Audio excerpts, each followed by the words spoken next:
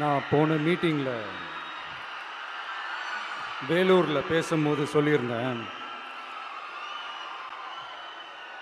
தமிழ்நாடு தான் விஜய், விஜய் தான் தமிழ்நாடு அப்படின்னு நான் சொல்லியிருந்தேன்.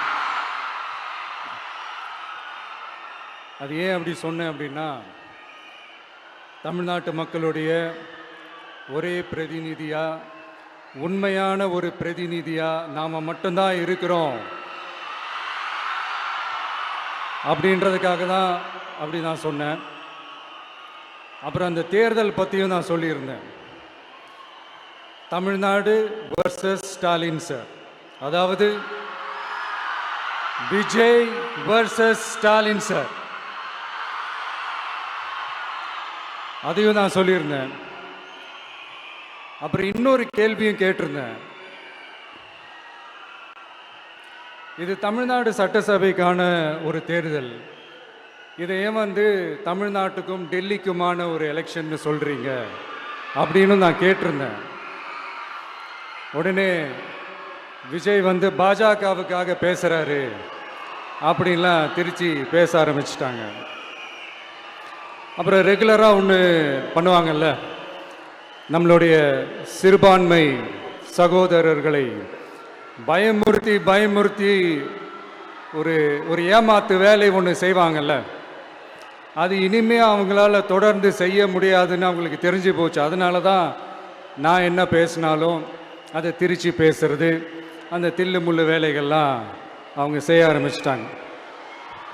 சென்னையில் டெல்லின்னு கூவுறதும், அடிக்கிற கொள்ளைக்கு ரைடு வந்துட்டா டெல்லிக்கு வெள்ளை கொடை பிடிக்கிறதும்,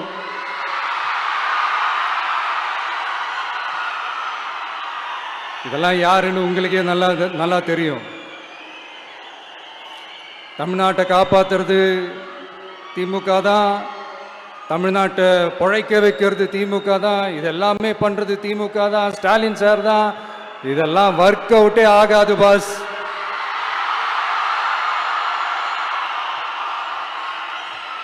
சின்ன பசங்களாம் சொல்ல ஆரம்பிச்சிட்டாங்க, ஓம் சக்தி பராசக்தி, திமுக ஒரு தீய சக்தி.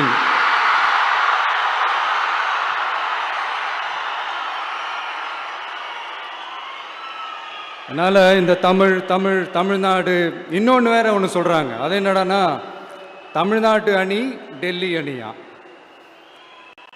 கிரிக்கெட்ல கூட தமிழ்நாட்டு அணியை டெல்லி அணியால தொட்டு கூட பார்க்க முடியாது.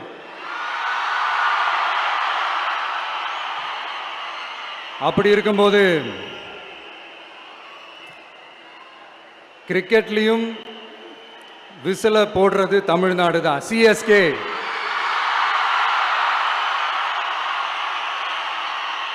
வரப்போற எலெக்ஷன்லயும் விசில போட போறது நம்ம டிவிக்கே தான். தமிழ்நாடு தான் டிவிக்கே தான் தமிழ்நாடு. இந்த அணி அந்த அணி டெல்லி அணி இதெல்லாம் அனைத்தும் உடைஞ்சி நொறுங்கும், டிவிக்கே அடிச்சு நொறுக்கும்.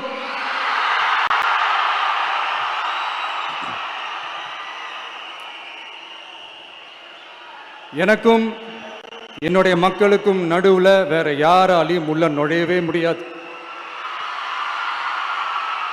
இது ஒரு அம்மா பையன் உறவு, அப்பா புள்ள உறவு, அண்ணன் தங்கச்சி உறவு, அண்ணன் தம்பி உறவு, அக்கா தம்பி உறவு. இது சும்மா ஒரு எலெக்ஷனுக்கு வந்த உறவு அப்படின்னு நினைச்சிடாதீங்க. இது இயற்கையாகவே அமைஞ்ச உறவு. இது எவ்வளோ டீப்பான உறவுன்றது நான் உணர்ந்திருக்கிறேன். அதே மாதிரி நம்ம தமிழ்நாடு மக்களும் இதை உணர்ந்து இருக்கிறாங்க. இன்னும் சிம்பிளா சொல்லணும்னா, மற்றவங்களுக்கு வேணா இது எலெக்ஷன், ஆனா எனக்கும் என்ன நேசிக்கிற மக்களுக்கும் இட் இஸ் an emotion.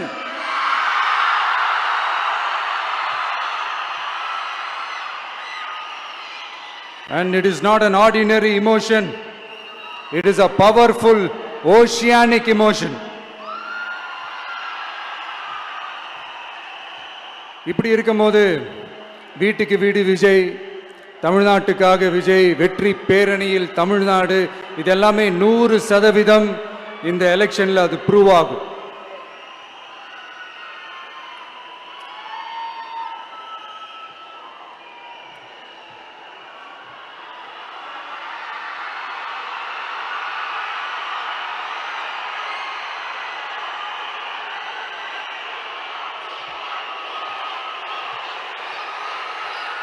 நீங்க எல்லாரும் எனக்கு இன்னொரு உறுதிமொழியை ஒன்று கொடுக்கணும்.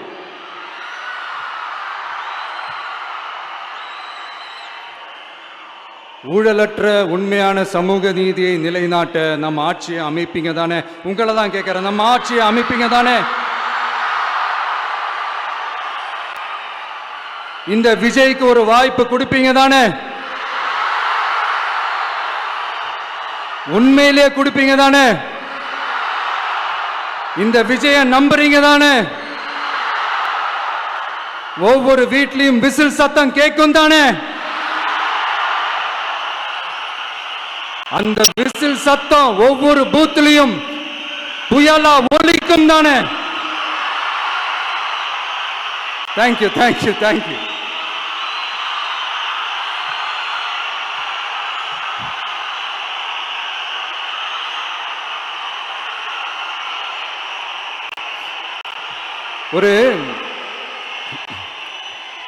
ஒரு டாக்டர் இருக்காருன்னா நாம எப்போ அவரை பத்தி யோசிப்போம்?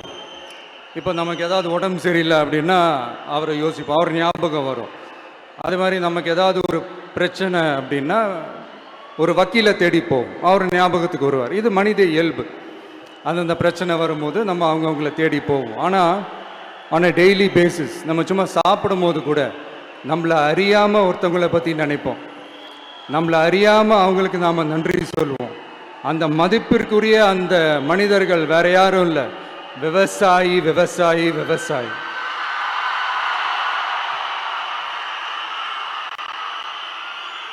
அவங்க பார்க்கறதுக்கு வேணா சாதாரணமா இருப்பாங்க, ஆனா அவங்க சாதாரணமான மனிதர்கள்லாம் கிடையாது.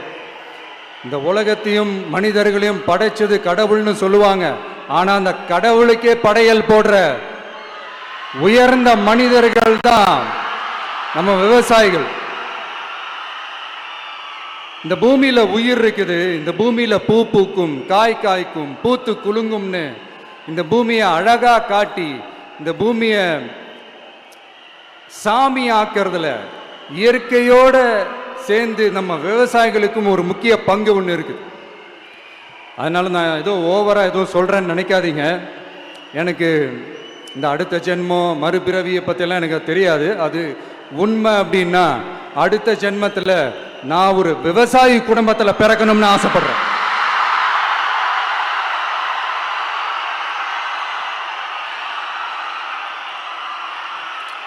எனக்கு விவசாயத்தை பற்றி டீட்டெயில்டாக தெரியாது தான், நான் ஒத்துக்கிறேன்.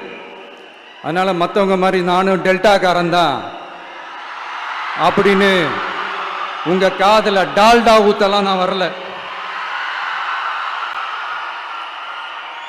எனக்கு விவசாயத்தை பற்றி டீட்டெயில்டாக தெரியலனா கூட அவங்க படுற கஷ்டங்களை பற்றி எனக்கு நல்லாவே தெரியும்.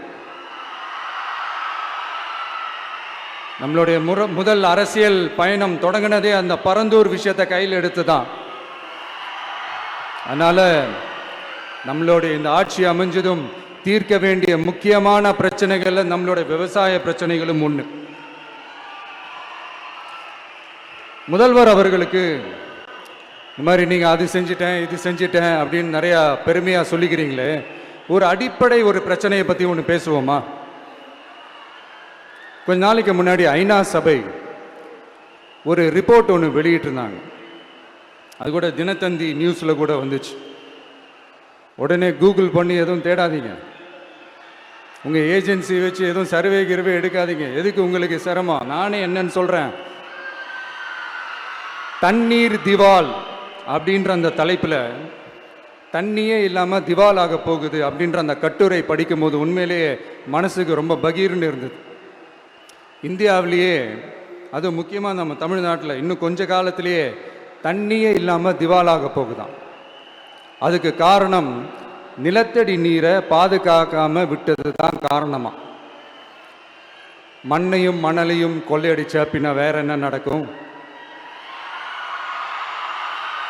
மலைகளை முழுகினா பின்ன வேற என்ன நடக்கும்? கனிம வளங்களை கொள்ளையடிச்சா பின்ன வேற என்ன நடக்கும்? இந்த மணல் கொள்ளையில் ஈடுபட்டவங்களை மேலே நீங்கள் சரியா நடவடிக்கை எடுக்கலைன்னு அது போதுமானதாக இல்லை அப்படின்ட்டு சென்னை உயர்நீதிமன்றம் சொன்னிச்சே, மறந்துட்டீங்களா? இந்த மணல் கொள்ளை, கனிம வள கொள்ளை, இதுக்கெல்லாம் காரணம் மணல் மாஃபியா குரூப் தான் மதுரை உயர்நீதிமன்றம் அந்த கிளை சொன்னுச்சு. அதை மறந்துட்டீங்களா? இந்த மணல் மாஃபியா குரூப்புக்கு ஆதரவு அளிக்கிறது யாரு? உங்க திமுக கவர்மெண்ட் தானே. அது இல்லைன்னு சொல்ல முடியுமா? அவங்களோட டீலிங்ல இருக்கிறது யாரு? நீங்க தானே. அது இல்லைன்னு சொல்ல முடியுமா? தண்ணி திவாலாக போகுது, மணல் திவாலாக போகுது, கனிம வளம் திவாலாக போகுது. மொத்தத்தில் உங்க ஆட்சியில தமிழ்நாடு திவாலாக போகுது. கடன் மேல கடன் வாங்கிட்டு உங்க கவர்மெண்ட்டே குப்புரட்சி படுத்துக்குச்சு. உங்ககிட்ட பேசுறதும் ஒண்ணுதான். சரி, அதை விடுங்க.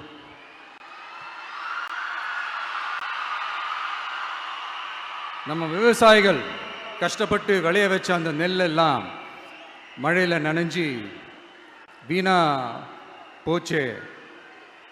டெல்டாக்காரன்னு சொல்லிக்கிற நீங்க அதை எதாவது கவனிச்சிங்களா?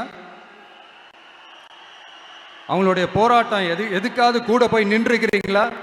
கூண்டாஸ்ல மட்டும் போடுவீங்க. இதானே உங்களுடைய அந்த சாதனை. பரந்தூர் பிரச்சனை, உங்களுடைய உண்மையான நிலைப்பாடு என்ன? மேல்மா விஷயத்தில் உங்களோட உண்மையான நிலைப்பாடு என்ன? தமிழகத்தில் இருக்கிற எல்லா ஆறுகளையும் இணைப்போம், இந்தியாவிலேயே நாங்கள் தான் அதை பற்றி ஃபர்ஸ்ட் யோசித்தோம் அப்படின்னு பெருமையாக சொல்லிக்கிற இந்த திமுக கவர்மெண்ட் அவங்களுடைய நாக் என்னன்னு சொல்லவா? இந்த மாதிரி பெரிய பெரிய திட்டங்கள்லாம் ஆட்சிக்கு வந்த உடனே செய்ய மாட்டாங்க. அந்த ஆட்சி முடிகிற டைமில், அந்த கடைசி 6 மாதம், அந்த 1 வருஷம், அந்த 1.5 வருஷத்தில் அதுக்கான திட்டத்தை கொண்டு வருவாங்க, அதுக்கான அடிக்கலை நாட்டுவாங்க. அதுக்கப்புறம் எலெக்ஷன் வரும், தோத்துருவாங்க. கேட்டால் எங்கள் ஆட்சி தான் முடிஞ்சிருச்சே அப்படின்னு நாடகம் ஆடுவாங்க. இல்லை, நான் தெரியாமல் தான் கேட்குறேன். மக்கள் மேலே உங்களுக்கு உண்மையிலே அந்த அக்கறை இருந்துச்சுன்னா ஆட்சிக்கு வந்த உடனே இந்த மாதிரி பெரிய பெரிய திட்டங்கள்லாம் ஸ்டார்ட் பண்ண வேண்டியது தானே. அதனால் ஆட்சி முடியும் போது அடிக்கல் நாட்டுறது. ஓட்டுக்காக என்னென்னலாம் பேசுவீங்க, ஆனால் மக்கள் இதெல்லாம் நம்புறதுக்கு அவங்க ஏமாளிங்க நினச்சிங்களா? மக்களே, நம்மளுடைய ஆட்சி அமைஞ்சதும் இந்த மாதிரி பெரிய பெரிய திட்டங்கள்லாம் உடனே ஸ்டார்ட் பண்ணுவோம். அதை அந்த 5 வருஷத்துக்குள்ள அதை முடிக்கவும் ட்ரை பண்ணுவோம். ஸோ இப்படிலாம் நம்ம பேசினா காவிரி பிரச்சனையில் உன் கருத்து என்ன, முல்லை பெரியார் பிரச்சனையில் உன் கருத்து என்ன, இப்படிலாம் அதெல்லாம் பற்றி உனக்கு என்ன தெரியுமா அப்படின்னு கேட்க ஆரம்பிச்சிருவாங்க. ஐயா, உலக மகா மேதைகளே, ROV, ரிமோட்லி ஆப்ரேட்டட் வெஹிக்கிள், அதை வச்சு தண்ணிக்குள்ளேயே போய் அணைகளோட உறுதித்தன்மையை ஆராய்ச்சி பார்க்குற வரைக்கும் நான் எல்லாம் தெரிஞ்சுதான் வச்சிருக்கிறேன். ஒருத்தன் சைலண்டாக இருக்கான், அமைதியாக இருக்கான்னா உடனே அவனுக்கு எதுவுமே தெரியாதுன்னு நினச்சிடாதீங்க. சும்மா கருத்து சொல்லிக்கிட்டு கம்பு சுற்றிக்கிட்டு இருந்தால் எல்லாமே நடந்துருமா? நசன் பேசி அதை கேட்டு மக்கள் வெறுத்து போயிட்டாங்க. உருப்படியா ஏதாவது யோசிங்கயான்னு மக்கள் நினைக்கிறத யாருக்கு தெரியுதோ தெரியலையோ, எனக்கு அது நல்லாவே தெரியுது. உரிய இடத்துக்கு போய் சம்பந்தப்பட்டவங்களோட பேசி அதுக்கான சொல்யூஷன் என்னன்னு தெரிஞ்சுக்கிட்டு அதை ப்ராப்பரா எக்ஸிக்யூட் பண்ணணும். அடுத்து, நம்மளுடைய கடல் விவசாயிகளான நம்மளுடைய மீனவர்களுடைய பிரச்சனைக்கு அப்பப்போ எந்திரிச்சு கடிதம் எழுதிட்டு திரும்ப தூங்க போயிடுவார். அவ்வளோதான், அதோட அது அப்படியே கிடக்கும். மானே, தேனே, பொன்மானே, இப்படிலாம் கடிதம் எழுதுறதெல்லாம் வேலைக்கே ஆகாது. ஒன்றிய அரசுக்கு அந்த உண்மையான உணர்வு பூர்வமான அந்த அழுத்தத்தை கொடுக்கணும். நம்ம மீனவர்கள் மேல அவங்க கையே வைக்கக்கூடாது, கையே வைக்க விடக்கூடாது. அவங்களுக்கான அந்த பாதுகாப்பு பக்காவா இருக்கணும். அதுதான் நம்மளுடைய ஒரே அஜெண்டா. மீனவர்களே, அடுத்து நம்மளுடைய ஆட்சி தான். கவலைப்படாதீங்க, தைரியமா இருங்க, உங்களுக்கான பாதுகாப்பு பக்காவா இருக்கும். இப்படி இருக்கும்போது அடுத்ததும் நாங்க தான் அப்படின்னு சிஎம் சார் சொல்லுவாங்க. அதெல்லாம் நடக்காது. 2வது முறை வந்ததெல்லாம் சரித்திரமே கிடையாது. இந்த சைனால great great wall of China கேள்விப்பட்டிருப்பீங்க. அதோடைய நீளத்தை விட பெரிய டாஸ்க் இது. ஆனானப்பட்ட அவங்க அப்பாவாலே முடியல.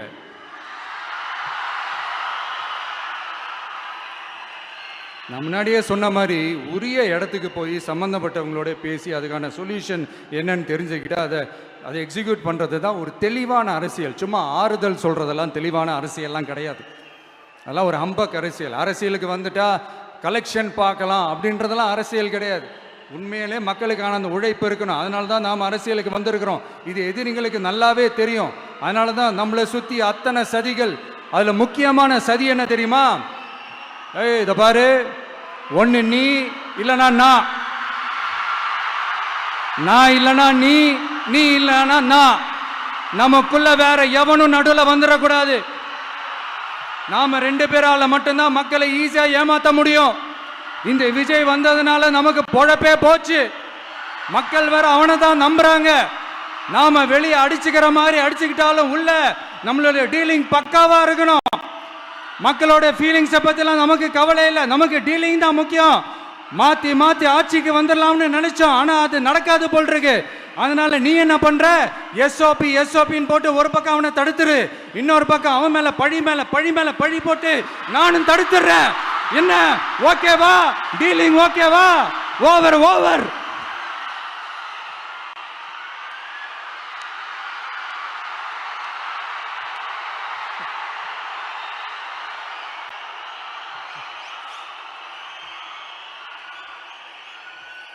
இல்லைங்க, உண்மையிலேயே சிரிக்கிறதா என்ன பண்றதுன்னு எனக்கு தெரியல. உண்மையிலே இப்படிதான் இருக்கு அவங்க டீலிங்லாம்.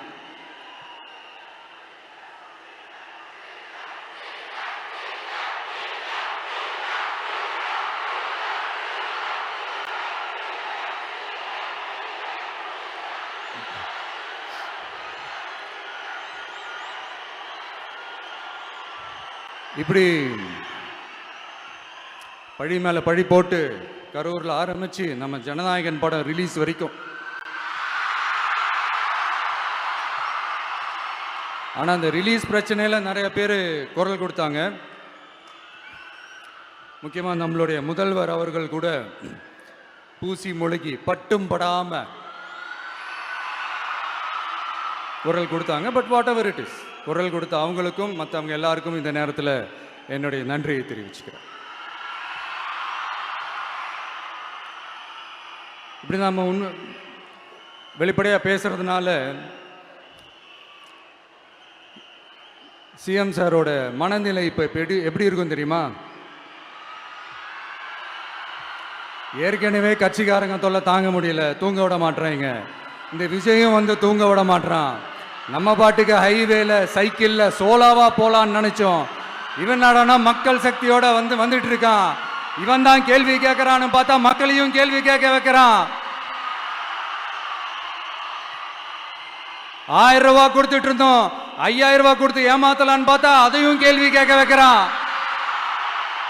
விசில் சத்தம் வேற விண்ண முட்டுது. கூட்டணி கட்சிகள் தொல்லை வேற தாங்க முடியல. இவன் பண்ற பிரச்சாரத்தையாத்து முடக்கலான்னு பார்த்தா அப்பவும் மக்கள் அவன் பின்னாடி தான் நிக்கிறாங்க. என்ன பண்றது ஏது பண்றதுன்னு தெரியாத ஒரு மனநிலையில இருப்பாரு. ஆனா சார், நீங்க இந்த விஜயம் முடக்கலாம். ஆனா ஒவ்வொரு வீட்டில் இருக்கிற ஒவ்வொரு விஜயையும் உங்களால முடக்கவே முடியாது.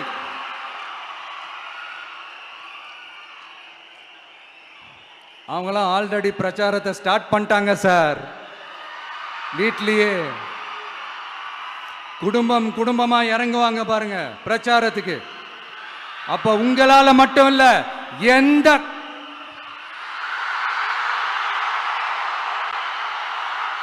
யாராலையும் தடுக்க முடியாது.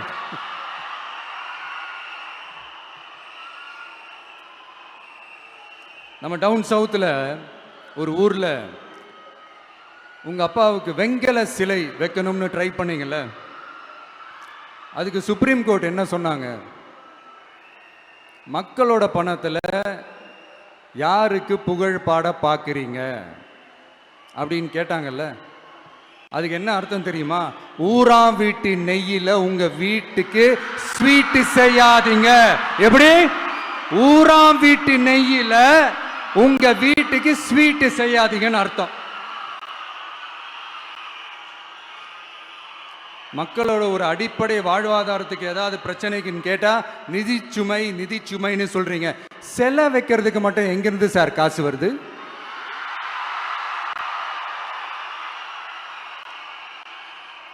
முதல்ல மக்களுக்கு அந்த சோறுக்கு வழி பாருங்க சார். செலவு வைக்கிறத பத்திலாம் அப்புறமா யோசிக்கலாம். கேஸ் சிலிண்டருக்கு மானியமா 100 ரூபாய் தரேன்னு சொன்னீங்களே, என்னாச்சு? கரும்புக்கு ஆதார விலையா 4000 ரூபாய் தரேன்னு சொன்னீங்களே, என்னாச்சு? ரொம்ப நாள் கல்யாணமே ஆகாம இருக்கிற பெண்களுக்கு அவங்களுடைய கல்வி தகுதிக்கு ஏற்ப அரசு வேலை கொடுப்போம்னு சொன்னீங்களே, என்னாச்சு? இதெல்லாம் வெறும் சாம்பிள் தான். இதோட ஹைலைட் ஒன்று இருக்கு. மாநில அரசால முடியவே முடியாதுன்னு தெரிஞ்சுக்கிட்டோம், நாங்க வந்தா நீட்டை ஒழிப்போம். ஆகா ஆகா ஆகா ஆகா, எவ்வளவு பெரிய ஒரு மோசடி இது! கேட்டா நாங்க தான் முன்மாதிரி ஆட்சின்னு சொல்லுவாங்க. மோசடி ஆட்சி. மோசமானவங்களே முக்கியமானவங்க கேள்விப்பட்டிருக்கிறீங்களா? அந்த மாதிரி மோசடி ஆட்சியிலே முக்கியமான ஆட்சி இந்த திமுக ஆட்சி. மக்களே, மக்களை நேசிக்கிற விஜய் வேணுமா? மக்கள் விரோத ஆட்சி நடத்துற ஸ்டாலின் சார் வேணுமா?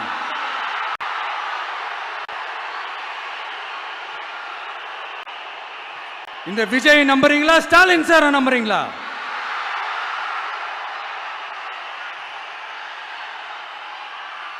இந்த சத்தத்துக்கு அர்த்தம் தெரியுமா சார்? ஸ்டாலின் தொடரட்டும் அப்படின்னு அர்த்தம் கிடையாது. தீய சக்தி திமுக ஆட்சி மறையட்டும், தூய சக்தி டிவிகே ஆட்சி வரட்டும். நானும் உதிக்கட்டும்னு சொல்லாம்னு நினைச்சேன், பார்த்தா அதை வேற திருச்சி பேச ஆரம்பிச்சிருவாங்க.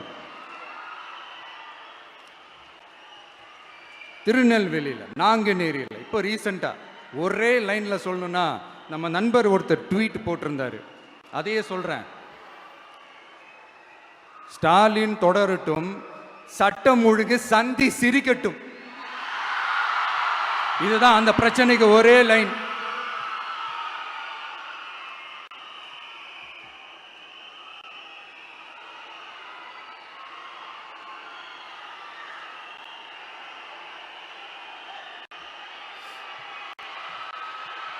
மக்களே, காஞ்சிபுரத்தில், வேலூர்ல எல்லாம் நம்மளோட விஷனை பற்றி சொன்னோம் இல்லையா? அதே மாதிரி இங்கேயும் சில விஷன்ஸை சொல்லணும். இது மற்றவங்க மாதிரி தேர்தல் வாக்குறுதின்னு சொல்லி ஏமாத்துறது கிடையாது. நம்மளை நம்புகிற மக்களுக்கு நம்பிக்கை தர்றது. நம்ம ஆட்சிக்கு வந்ததும் இதெல்லாம் செய்ய நடவடிக்கை எடுப்போம்னு சொல்றது. டெல்டா விவசாயிகள் சமீபத்தில் கூட உரத்தட்டுப்பாட்டை சந்திச்சிங்கல்ல. சில பேர் உரத்தை பதுக்கி வச்சு அதிக விலைக்கு விற்றதா நியூஸ்லாம் கூட வந்துச்சு. நம்ம டிவிக்கு ஆட்சி வந்ததும் உரத்தட்டுப்பாடு இல்லாம பார்த்துக்குவோம்.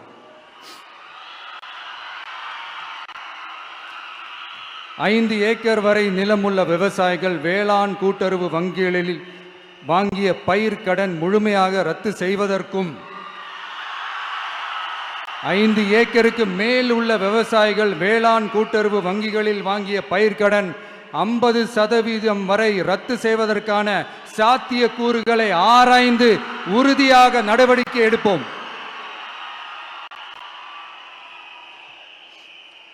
திமுக மாதிரி எல்லாருக்கும்னு சொல்லிட்டு அதுல தகுதி பிக்ஸ் பண்ணி பாகுபாடு காட்டி ஏமாற்ற மாட்டோம். எல்லாத்தையும் வெளிப்படையாக சொல்லுவோம். 2 ஏக்கர் வரை நிலமுள்ள விவசாயிகள் மற்றும் நிலமற்றவர்கள் குடும்பத்தில் யாரும் மாநில மற்றும் ஒன்றிய அரசு ஊழியராக இல்லாமல் இருக்கும் பட்சத்தில் அவர்களின் குழந்தைகளின் பொறியியல் மற்றும் மருத்துவம் உள்ளிட்ட தொழிற்கல்வி முதல் அனைத்து வகை படிப்புகளுக்குமான முழு செலவையும் அரசே ஏற்கும்.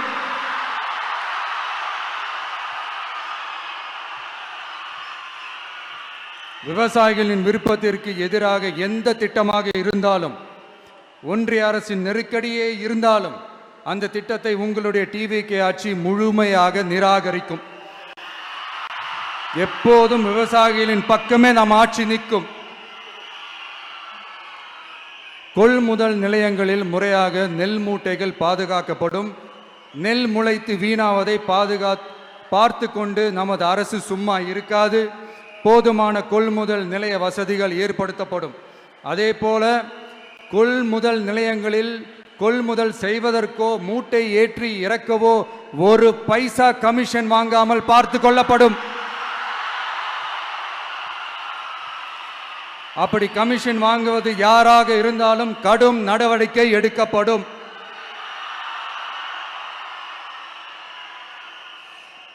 ஐநூறு ரேஷன் கார்டுகளுக்கு ஒரு ரேஷன் கடை என்ற வரையறை நிர்ணயிக்கப்படும். கிராமங்களிலும் எடையாளர் நியமிக்கப்படுவார். பெண் விற்பனையாளருக்கு பெண் எடையாளர், ஆண் விற்பனையாளருக்கு ஆண் எடையாளர் என்பது பின்பற்றப்படும்.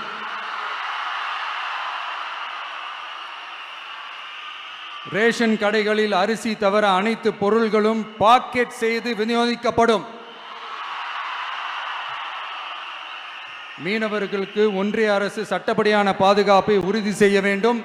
அதற்கான உண்மையான உணர்வுபூர்வமான அழுத்தத்தை ஒன்றிய அரசுக்கு நமது டிவிக்கு அரசு கொடுக்கும். நான் மீண்டும் சொல்றேன், கல்வி, மருத்துவம், ரேஷன், குடிநீர், சாலை வசதி, பஸ் வசதி, இது மாதிரி அடிப்படை விஷயங்களுக்காகத்தான் நம் அரசு முதல்ல முக்கியத்துவம் கொடுக்கும். எனக்கு நம்மளோட குழந்தைகள், நம்ம பெண்கள், நம்ம இளைஞர்கள் லைஃபுக்கு முன்னுரிமை கொடுக்கணும். அரசு வேலை வாய்ப்புகள் மட்டும் இல்லாம தனியார் வேலை வாய்ப்புகளுக்கான வழியையும் உத்தரவாதத்தையும் உருவாக்கணும். அப்படி நாம் உருவாக்கிட்டாலே அவங்களுக்கான ரூட்டை நம்ம இளைஞர்கள் அவங்களே தேர்ந்தெடுத்துப்பாங்க. இத்தனை கோடி அத்தனை கோடி ஒப்பந்தம்னு சொல்லி விளம்பரம் மட்டும் செய்யாம உண்மையான ஒப்பந்தம் போட்டு வெள்ளை அறிக்கை வெளியிட்டு அதை செயல்படுத்தினாலே போதும், எல்லாம் தன்னாலே நடக்கும். இங்க என்னனையும் சொல்ல நினைக்கிறேன், இங்க அடுத்து நாங்க தான் நெஞ்ச நிமித்திரி கூவுற யாராச்சும் நாங்க ஊழலே செய்யாதவங்கன்னோ ஊழல் செய்யவே மாட்டோம்னோ நெஞ்ச தொட்டு மனசாட்சியோட சொல்ல முடியுமா? ஆனா நாம இன்னைக்கு இல்ல, ஆட்சிக்கு வந்ததுக்கு அப்புறமும் ஓப்பனா தில்லா கட்ஸா சொல்லுவோம், ஊழல் லஞ்சம் இல்லாத ஒரு ஆட்சியை கொடுக்க உண்மையா ட்ரை பண்ணாலே போதும், எல்லாம் தன்னாலே நல்லா நடக்கும். எல்லாரும் கொஞ்சம் கை இப்படி வைங்களேன். எங்க ஓட்டு எங்க உரிமை, எங்களை யாரும் விலைக்கு வாங்க முடியாது. எங்க ஓட்டு விசில் சின்னத்துக்கு தான். யாரையும் நம்பி ஏமாற மாட்டோம். எங்க வார்த்தையிலிருந்து மாற மாட்டோம். இது நிஜம். தேங்க்யூ.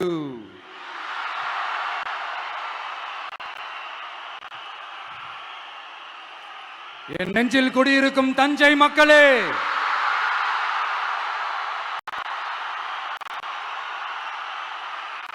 என் நெஞ்சில் குடியிருக்கும் வேலூர் மக்களே, வேலூர்ல இதை நான் சொல்ல மறந்துட்டேன், சாரி. உங்களுக்காக இங்க நான் சொல்றேன், உங்களோட நான் இருக்கேன், நம்மளோட நம்ம மக்கள் இருக்கிறாங்க. இதுக்கு மேல என்ன வேணும்? கான்பிடென்ட்டா இருங்க, நல்லதே நடக்கும், வெற்றி நிச்சயம். மீண்டும் சந்திக்கும் வரை நன்றி, வணக்கம். செய்திகளை உடனுக்குடன் தெரிந்து கொள்ள கீழ்கண்ட கேபிள் மற்றும் டிடிஹெச் நெட்வொர்க்குகளில் எம்நாடு செய்தி தொலைக்காட்சியை காணுங்கள். பாதகம் செய்பவரை கண்டால் நாம் பயம் கொள்ளலாகாது பாப்பா. மோதி மிதித்து விடு பாப்பா, அவர் முகத்தில் உமிழ்ந்து விடு பாப்பா. அண்மை செய்திகளை உடனுக்குடன் தெரிந்து கொள்ள இணைந்திருங்கள் எம்நாடு தொலைக்காட்சியுடன்.